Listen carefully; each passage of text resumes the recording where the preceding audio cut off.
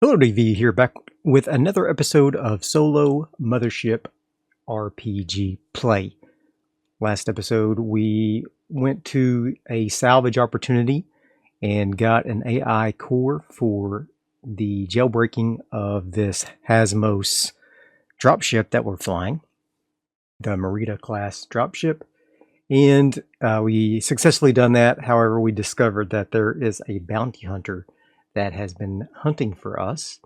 And we also took our shore leave and got our stress down. However, we were not able to upgrade any of our skills after that. And I was thinking about when I got my fingers cut off, my last two fingers, I didn't do it then, but I think it might be a good idea to decrease my body save by 1 due to that. And the reason why I say that is because we need some sort of repercussions from having that, besides just having a wound, because we're going to get that wound healed eventually. But I think it would be a good idea to say it caused us lasting damage. And one of the best things I can think of to cause us lasting damage is a decreased body save. So we're going to go ahead and decrease that back down to 30. All right, so now our body save is down to 30. So a few things I want to get done this episode.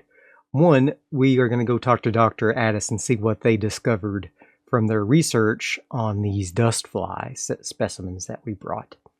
And we also want to see if we can contact Spiff, who is the radio jockey here at Siesta 3, and see if we can get more information about the Hasmos Corporation cover-up. And or Project Hellmouth, although really the Dr. Addis study, I think, is more about the Project Hellmouth, because we heard that captain of that battle cruiser mention, or one of the crewmen mentioned the Project Hellmouth in relation to these creatures that we've been fighting. In addition to that, we also know that the bounty hunter is still hunting for us, and we have a lot of damaged equipment that we need to get repaired. Our back suit. Our work attire, I think, is back up to normal. We bought a new thing of work attire, and so... Or did we? I don't remember. I don't think we did. Maybe we should get some work attire that is not marked with Hasmos work attire. We're still walking around in our Hasmos coveralls. So, first things first, let's go ahead and go shopping. And we're going to get some work attire, standard crew attire. It's only 100 credits.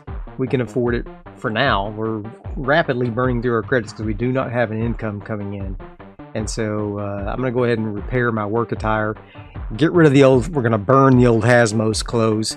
Cade, Zachary, I'm kind of, for his equipment, I'm kind of just going to, like, I don't know, just let him, like, ride along. I'm not worried about him as much. Like, he will participate at times with us, but I'm not super worried about getting his stuff, like purchasing things for him. We used our first aid kit to bind my wounds, and so I'm going to purchase a new first aid kit. That is going to be, how many credits for the first aid kit? 75 credits. Here we are rapidly burning through these credits for sure. Alright, so we have replaced our first aid kit. Replaced our work attire. Now it has no longer Hasmos. We need to find someone who can repair our vac suit. So we still have this vac suit, but the fingers have been removed from it, and I patched that up, no problem, but the armor is damaged in this thing. So I'm going to go talk to that guy Vasco that we met, who helped repaint our dropship, and we're going to go have a little conversation with him. And I remember he was helpful last time that we talked to him. So, and we know that he wants to build a home. So we're going to go have a little discussion with him that maybe we could help him build a home for himself. And in return, he could help facilitate the repair of our vac suit. Or maybe we could just pay him credits. I don't know. So we're going to go talk to him. And so we go into the docking bay. Vasco is there. And we strike up a conversation with him and start talking about, you know, all the damage that was done to our vac suit, and he's, you know, checking it out, and we say something along the lines of, you know, would it be possible to repair the armor in this vac suit, you know, to get it back up to par, you know, and the vac suits are normally 10,000 credits, so it's a pretty expensive piece of equipment. And so, is he able to repair this vac suit? Yes or no? So 32 is a yes, I believe. If we take a look at the Oracle, 32, yes, but responsibility risk. Okay, so he says that yes, he can repair it, but it will reduce the amount of gas, oxygen, and it reduces the oxygen that it can hold from 12 hours down to how many hours. Let's roll a d10 and see how many hours it can hold. Well, d10, that seems like 12 hours is the standard, so we'll roll a d12 and see what it reduces it to. 9 hours. I was really worried. Okay, so it reduces the oxygen it can hold to 9 hours for our armor, but the armor is then repaired. So what are we going to have to do to basically pay him for this? Does he want monetary payment, or does he want help with the quest? So we'll say, does he want monetary payment? If yes, then we'll roll and see how much he wants. And then if no, then he wants us to help him with a quest of some sort, probably in relation to him wanting his own home. So does he want payment? 55. That's a no. No. So he does not want payment. He wants us to help with a quest. Okay. So he wants us to help him with crafting a home for himself. Does he want a home here on this station? Yes or no? 88, which would be a 38. Yes, but yes, medical support, health sterility. And it is a critical yes. I'm going to ignore the yes but because it's a critical yes. So we're going to say that he does want a special hab on this station, but since he's getting a little bit older, yeah, he wants to have some sort of medical facility, not medical facility, but some sort of medical treatment available to him. So maybe he has a disease or something and he needs some sort of long-term palliative care to help him with this affliction that he has. And so let's go ahead and enter a new quest for us around this goal. So we know we're going to talk to Dr. Addis for his study, and we know that Vasco wants a hab with med support. Okay, and I'm just going to put 1 out of 10 on that. So you might notice I've put some numbers next to all these. We're going to start tracking these quests as we gain more information or take steps towards these goals. We will increase those. Well, and I haven't decided what kind of check I'll make on those, but it'll be similar to the progress rolls in Ironsworn. He wants some med support, and so we're going to have to figure out a way. Does he know of a facility in this sector that has a medical station, or on a planet a medical facility of some sort? Does he know that? 69. No. But he does think that Dr. Addis might know, which makes sense. Dr. Addis is a scientist. He probably knows where some medical facilities are located in this sector. Okay, so that's fine. So we know that we need to go talk to Dr. Addis, and we need to talk to him anyway due to our dust fly specimens. So now that we've got our vac suit repaired, we have another quest. Got lots of side quests going here. Let's go back and we will find Dr. Addis and see what they have found out about our specimens. So we're gonna go talk to them, and the first thing I want to ask them is, do they know where a medical facility... Now, I'm just going to assume they do know where a medical facility is. That would make sense, right? They're a scientist. They probably studied in a university, maybe in this sector, maybe not. But let's see if they know... Let's first, we do know they probably know where a medical facility is. Is it in this sector? Is it in the Joy system, or is it in this sector which has 3 systems in it?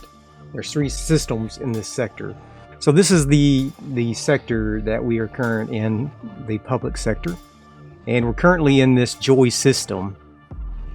Is the medical facility that Dr. Addis knows about in this sector? So that's a 20. That is a no. It's not in this sector. Oh, dang. There's not a medical facility in this sector? Come on. We'll say, is it in this system? All right, so is it in this system? No. So we know that we're going to have to do an interstellar jump to one of these other sectors. So there's 3 sectors. Let's roll a d4. If it's in 1 or 2, it's in the love system. If it's in a 3 or 4, it's in the hope system. So 3 or 4, it's in the hope system. So we're going to have to make 2 jumps. 1 to the love system and then to the hope system. So we know that there's a medical facility in the hope system. All right, so we know, first of all, a couple things. We can get some medical treatment for our cowardice and our doomed conditions, perhaps, and wound treatment, perhaps. We might be able to find a more local facility for those types of things, but we definitely need to go here to get the palliative care equipment that Vasco needs. So we know we need that for Vasco's. So that's going to be a bit of a journey for us. So this Vasco once a hab with med support has suddenly become more difficult, surprisingly more difficult. But I'm going to go ahead and give myself a 2 on that because we did discover a little bit of information about where we can get that equipment for him. In addition to that, where is it in the Hope system? So let's go down to the Hope system. Let's take a look. Ugh, it's creepy. Is it on Hope 5? 77, which is a 27, which is a yes. Okay, it's a yes, but I'm not worried about that. We're just trying to find the location. So it is on. It's in the Hope system on Hope 5. All right, so we know it's a terrestrial planet, but we can roll for more information about that planet once we get there. Okay, so we know that. Fantastic. In addition to that, we need to find out more information about the dust flies that he studied. So let's roll a d6 first to find out which theme table we're going to roll from. A 2, so we're going to roll off this theme table. And we'll just roll this same, we'll use this same 2 for the different tables. The theme, the descriptor, and then also the focus. So we're going to find out what do we know from his research about these dust flies? What do we know about that? And we're going to add that to our Project Hellmouth. We're going to go ahead and add that information because we're about to find out, and then we're going to have to roll for our bounty hunter as well. A lot of stuff going on. Okay, so what do we know about the dust flies? What did he discover? A 9. So avenge 14. So the theme avenge, creation, okay, and then focus. My mind is already running with this. 14 again, broken. All right. So, from studying these dust flies, he has discovered that they are indeed a hellkite swarm, is what their true name is. And he is knowledgeable about the hellkite swarm, and we're just lucky that they didn't actually swarm us. Luckily, I destroyed that nest before they actually swarmed us, and we only got a few onesies and twosies from there. But what he knows about Project Hellmouth, he learned from his university. And there is a university that he probably attended. Let's go down here to the... here we are. The University of Idalia Minor. Okay, So the University of Adalia Minor is where Dr. Addis went to university for his study, and that's where he learned about this this Project Hellmouth. The University of Adalia Minor is all about exploration, planetology, xenobiology research, discovering alien species with military application. So, interesting. What we know is that they took some specimens from these alien hellkites that they found, and they tried to create a weapon to use against the Publico Corporation, which is kind of like the overarching corporation that controls all of these minor corporations. So Publico is kind of using an iron thumb on this university, and they tried to create this Project Hellmouth to control these hellkites and use them to strike against the Publico Corporation. However, they unknowingly unleashed this plague upon this sector, and these hellkites are able to spread the young queen. If they're exposed to pure solar rays, meaning they are taken off of a planet and exposed to pure radiation in space outside of an atmosphere, then they can become fertilized and turn into a hellkite queen, and then establish a nest either in a station or on a planet, and they quickly spread in a hive on those planets and become very, very dangerous to any humans that may be settling there, as we saw in ARIA. And so we know that probably somehow one of these hellkite queens has been established on ARIA, and hopefully the kinetic strikes that Hasmos sent down destroyed the hive, thinking it was at the mine. But since it was in the mine, it was already underground. The kinetic strikes are very powerful, no doubt, but perhaps the hive was too deep and it still exists. And so we know that the hellkites are spreading through this sector very dangerously, all kicked off from this University of Adalia Minor. And Hasmos, who is kind of on the lower end of this totem pole, they're underneath the University of Adalia Minor. They're down here on this bottom rung of the pyramid, so to speak, underneath Green Star even, that they know about the Project Hellmouth just from their own discoveries as they have populated ARIA and the other planets of this system, of the Joy system. Hasmos is primarily in the Joy system. So, interesting. So we know now that we know a little bit about Project Hellmouth. So I went ahead and increased it to 2. If we want to increase that further, we probably need to either go to a Hasmos facility to get more records about that, or go to a university facility and get some more information about it there, or we could go down to ARIA and look for the hive. I'm thinking we're not going to do that. I don't think that would be a grand idea. I don't think going down to the planet's surface we might have to do that eventually, but I think we'll wait to do that until we have maybe a little bit more capability for ourselves, especially now that we are in such bad shape. I definitely don't want to do it right now. So I think our next task is probably going to pursue some. This will be this Project Hellmouth will be our longest arching quest, probably. The Hasmos Corporation cover-up of the Project Hellmouth and the destruction of that. We need to get the word out about that. And so we are going to go talk to that Spiff radio jockey and see if we can get him on board to help us spread some information about that. And then we also will need to seek out some medical treatment for ourselves outside of what Vasco needs. But maybe we can find a way, maybe take a trip down to the Hope system and maybe kill 2 birds with 1 stone, get medical treatment for ourselves and the stuff we need for Vasco.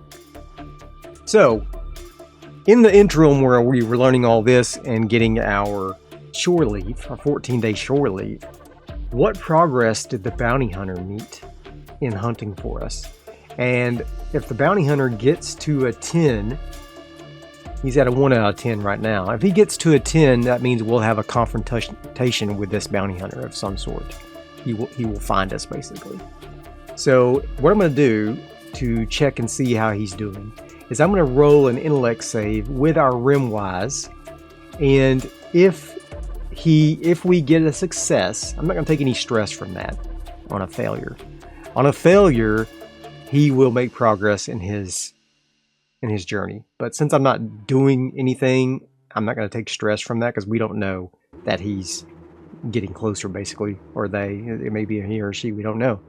We don't know that, so I'm not going to take stress from that. It's just more of a progress check, and I'm going to use my intellect and rimwise how careful we're being in trying to cover our tracks in regard to this hunt for us. So what I'm going to do is I'm going to make 14 checks. So I'm going to make a check every day, basically. And for the failed checks, the bounty hunter will make progress. On a successful check, he will not make progress.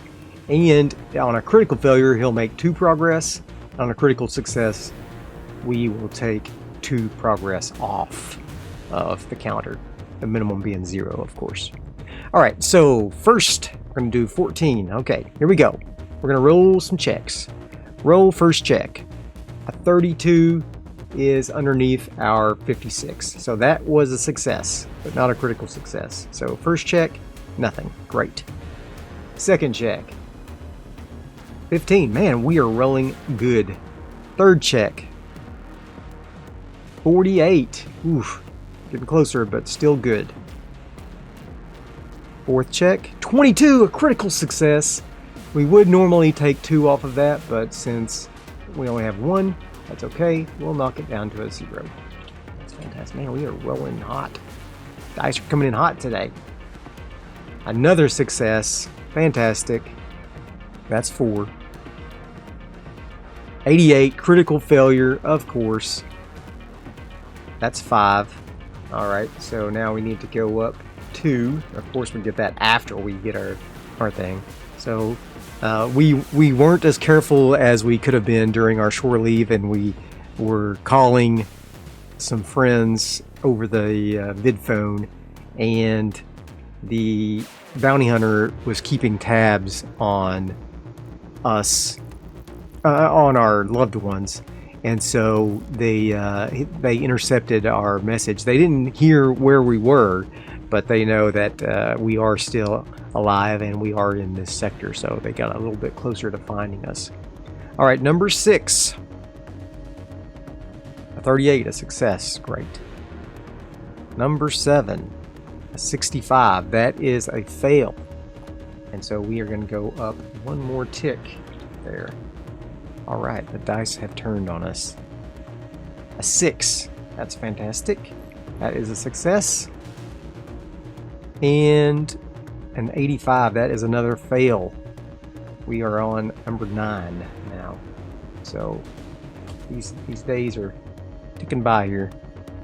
Number 10. 34. Success. 4 more rolls. Number 11. 95. Another fail. Okay. He's halfway to finding us. Once again, we were a little bit clumsy with our communications, and he's getting closer and closer to narrowing down our location. 97.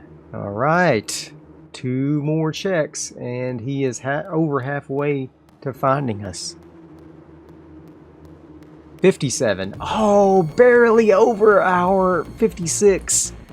But once again, we have been careless, and he is getting closer and closer to finding us here on Siesta 3. 59. Once again, the very last check, and he is very close to pinpointing our location. He knows we are at least in the Joy system, and he knows that we have been spending time off of Planetside, so he knows we're somewhere in one of the many stations here in the Joy system. So yeah, the bounty hunter is definitely getting closer. We don't know who it is or anything about them at the moment. Could be anybody. It may be someone we even know. We don't know because they don't know us yet. They just know who they're hunting for. They don't know any specific details about us. All right, so Dr. Addis helped us out a lot. We learned some stuff about Project Hellmouth. Let's go talk to Spiff and see if we can learn anything about the Hasmos cover-up of this. And maybe we can go see what we can learn about that. So Spiff, if we recall, is a radio jockey here in Siesta 3, and he is all about corporate espionage, corporate corruption. And so we're gonna find Spiff. What does Spiff look like? What does Spiff look like? Let's roll a d6 first. He got a 6, so a 92 on the 6. He's unkempt, so it looks like Spiff doesn't really take a lot of account of his appearance. He's very disheveled looking. He's unshaven, and his hair's all messed. He looks like he's very ragged. He's got a feverish look in his eye, like he's very intensely thinking about this corporate cover-up. And so we tell him all about this Hasmos bombarding Arius and then saying that it was a terrorist attack when it was they themselves that did it, and he is eating it up. What is his disposition? 78. He is demanding, so he wants to know more information, like, tell me more about this. Give me more detail. I need more details. And so he keeps pressing us for more and more information about everything. And so as we talk back and forth, we lay out, that they fired all these kinetic strikes and that the place was destroyed. And so I think we're going to get some information about the cover-up from him there, or to him, and let's see what he says about that. Claim a resource. Okay, so he would like us to go down to the planet surface on ARIA and take some vid images of the carnage, and from those images we'll be able to determine that it was kinetic strikes and not some explosion, because in the news footage that they showed, it was like burning buildings and things like that. Obviously it was not taken from ARIA, because those kinetic strikes just leave craters basically. And so he wants us to go down and take some vid footage of the facilities there, at least of the Cerberus station, maybe not the mine, but I don't want to go there because of the monsters. So yeah, let's do that. Let's head on down to ARIA and see if we can get some vid footage. So he gives us basically a vid camera, and he wants us to go capture some proof of this corporate cover-up of the strikes on ARIA. So we're going to go ahead and get loaded up into our dropship, both Kate and I. We are still not in great shape, but I think that's fine. I think we hopefully won't get into combat. Let's roll. We're going to leave the station, and we're going to make a trip to ARIA. So ARIA, as we established, is here in the Hope system. In the Joy system. Alright, so here's the Joy system. We're going to say that ARIA is in the orbit here outside. So it is a mining planet, we know that, so that kind of works anyway. So we're going to head from Siesta 3, and it's going to burn one of our fuels going there because it's such a long trip, and then it'll burn our second fuel coming back. So it's basically, we're going to go there and take pictures, and then we have to come back, and if we have any trouble, it could be bad. So on our journey from Siesta 3 to ARIA, let's see what we encounter here in our trip. So we are going to roll space encounters, space sighting. All right, what are we gonna roll? We'll just roll on this first. Well, let's roll a d6. Oops. D6, we got a 6, so we'll roll on this space sighting table 67. Meteoroids. Ooh. Could cause damage to our ship. Interesting. So we come into a meteoroid field, and that makes kind of sense because we are passing through this, well, we will have to pass through this asteroid belt here. And so when we're passing through there, some of these have obviously collided or something because they're like, it has created little meteoroids that are like shooting through space that are basically projectiles now. And so good old Cade, good old plain old dry old Cade is gonna have to make a roll here. Alright, Cade Zachary.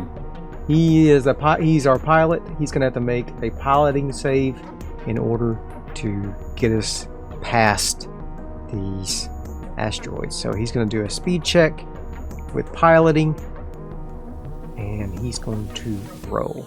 Ooh, a failure, and he gained his stress. Poor Cade. All right, so he's maneuvering this little dropship, trying his best to not get hit, but unfortunately, we do get hit. And let's see what damage we take from this hit. Okay, unfortunately, I don't have this. I don't have this book, the Shipbreaker's Toolkit, in PDF form. I only have the physical copy. So I can't show you the chart, but maybe I can just describe to you. So basically it's the damage to ships is a 0 to 9.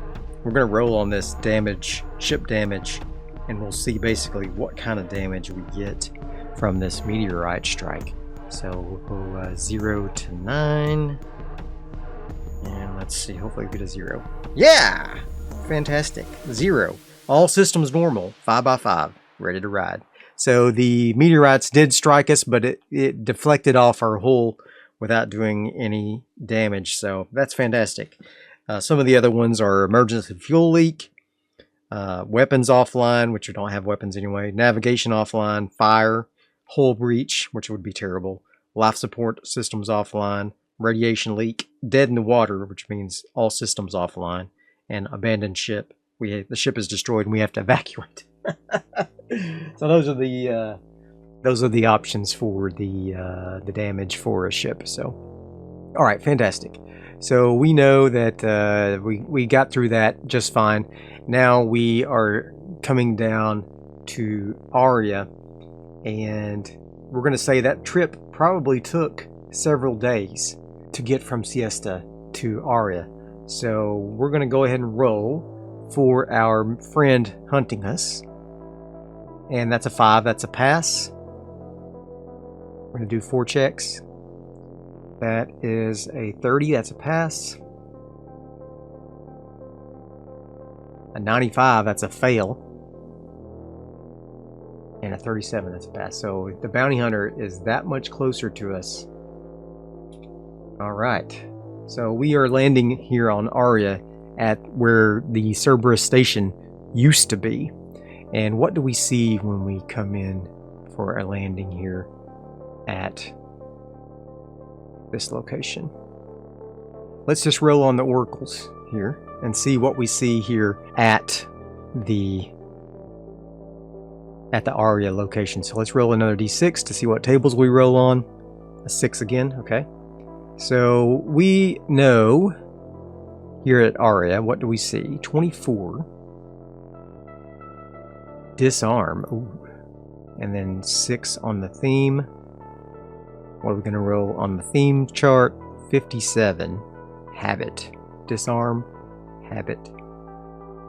And then for the descriptor on the 6 table, 26. Deformed. Disarm, habit, deformed.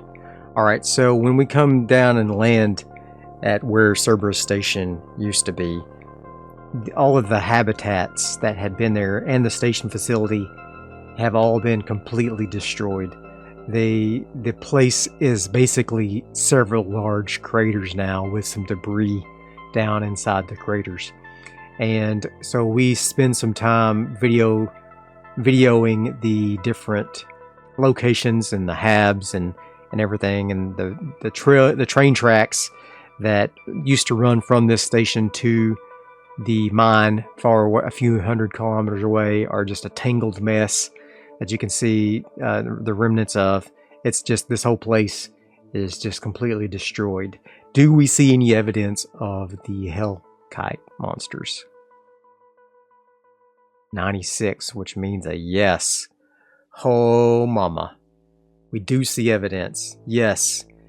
Oh, look at this. It's exactly video surveillance evidence. Hilarious. So yes, when we're taping, we see a few, not just one. How many do we see? How many corpses do we see? 2 different corpses of these Hellkite defenders. So not only the one that we saw, other Hellkite defenders were here, and we see their corpses and get video footage of them as well. So we're going to go ahead and increase our Hellmouth to a 3 because of that information we had just discovered. And we're going to increase our Hasmos Corporation to a 3 also, because we have seen more information about that cover-up. All right, fantastic. So we spend several hours capturing all of this footage. Do we have an encounter of some sort? 74, that is a yes, I think. No, it's a no, but okay. Ooh, labor. So we don't get an encounter with any bandits, but we do see there are some survivors here that weren't at the facility whenever it was bombarded. They had fled either on the train or in some other way. They had fled the scene and now are back trying to figure out a way to get off this planet. Do they have a ship? 94. That is probably going to be a yes. That's going to be a 44. Yes, they do. But the containment says that it was breached.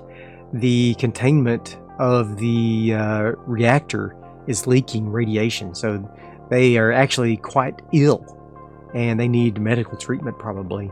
They have been taking radiation pills, but they took their last doses, and so now if they fly in this ship any further, they're going to get really, really sick. So now we have to ask ourselves, do we try to repair their ship? I think we should. Let's repair their ship so that they can fly on their own. It's a drop ship similar to ours, maybe a different brand, but it's a drop ship similar to ours. So I feel like Devon is probably familiar with this drop ship, and so we're going to don our vac suit, and we are going to go ahead and go inside their drop ship and see if we can repair the leak in their reactor.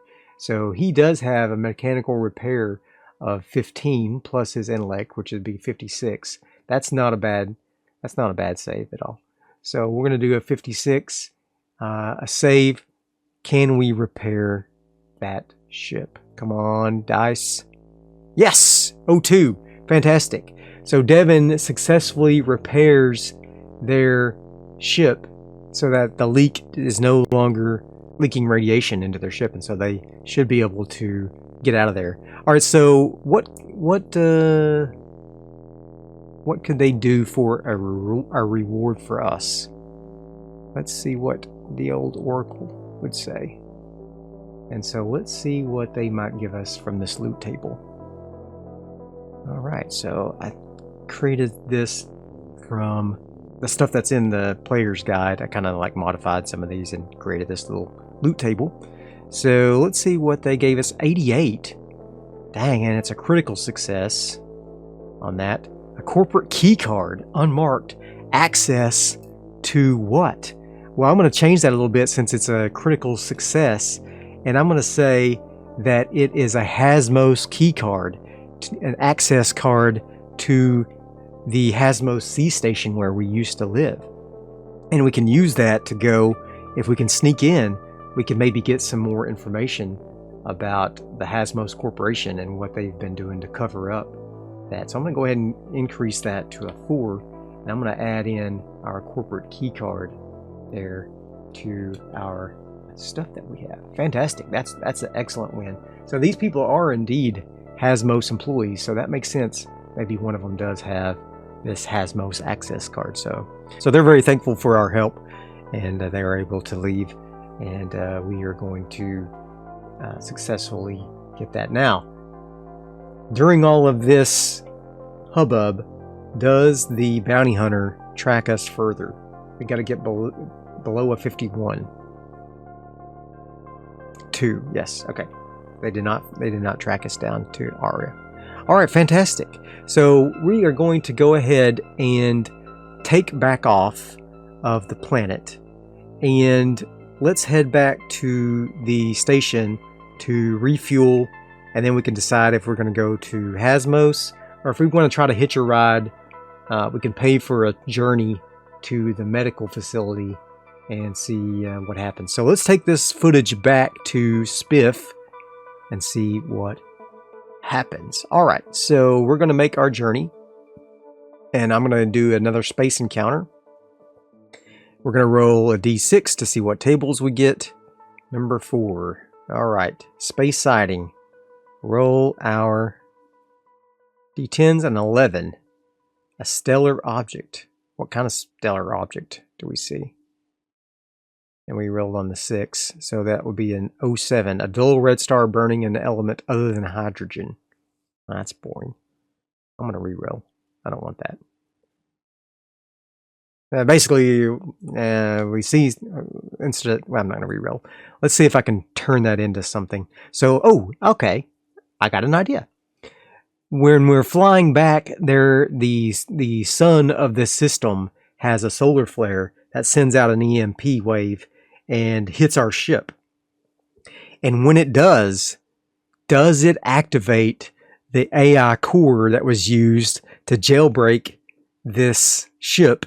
Does it give the AI sentience, basically? Is our ship going to have a sentient AI on it? Come on, 55. Oh, that's a no, I think. Oh my gosh, that would have been so funny. You know what? I don't care. I'm gonna let's see what it says. What the Oracle says. Tight gap, possibility, proximity. It says no, but I want it to happen. I'm gonna say it does happen. The solar wave awakens this AI, and it retains its personality of being a lounge AI, a conversational AI, and so the ship, upon getting this EMP energy wave that come from the solar flare, it awakens. And what does it say its name is? This is hilarious. I think this is going to be like a spaceship quirk. And I think there's actually some starship quirks that you can roll from here, which is interesting. Okay, we're going to roll here on this call sign. And bookworm. It's like a library AI, like it likes to talk about book clubs and things like that. So upon its awakening, it addresses Cade and myself, and is like, have you read any good books lately? May I suggest reading? Let's name a book, a random book name. 24. The Origin of Civilization, A Story of Earth. It is an excellent book. And so I think every once in a while this AI is going to engage with us and try to get us to read some books. And maybe if we can find one of these books, we can do something with the AI. So I'm going to write that down. I think that's kind of neat. So our ship has an active AI on it. So that is hilarious. So I'm going to go ahead and add that here to our ship. All right, so our bookworm ship AI, and we have a kind of a ship quest. The ship quest is find the book Origins on Earth. Okay, that's a long thing there. So let's decrease the size of that to about 15 here. Boink. There we go. So this is just kind of like a little bit of a side quest, and if we can find this book, something good will happen. We'll get something. So hilarious. Okay, that's fantastic. I love that so much. All right. So we make it back to the station and we deliver this information to Spiff.